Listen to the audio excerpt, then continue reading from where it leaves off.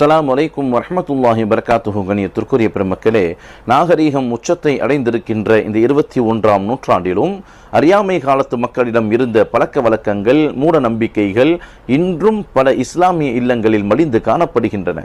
பெருமானார் ஸல்லல்லாஹு அலைஹி வஸல்லம் அவர்கள் தனது இறுதி ஹஜ்ஜிலே சொன்னார்கள், அறியாமை காலத்தின் மூட பழக்கங்களை நான் காலுக்கு கீழால் புதைத்து விட்டேன் என்று சொன்னார்கள். அப்படி இருக்க எந்த நேரமும் நமக்கு எந்த சந்தோஷத்தையும் தராது, எந்த காலமும் நமக்கு எந்த மகிழ்ச்சியையும் தராது, எந்த கஷ்டத்தையும் தராது.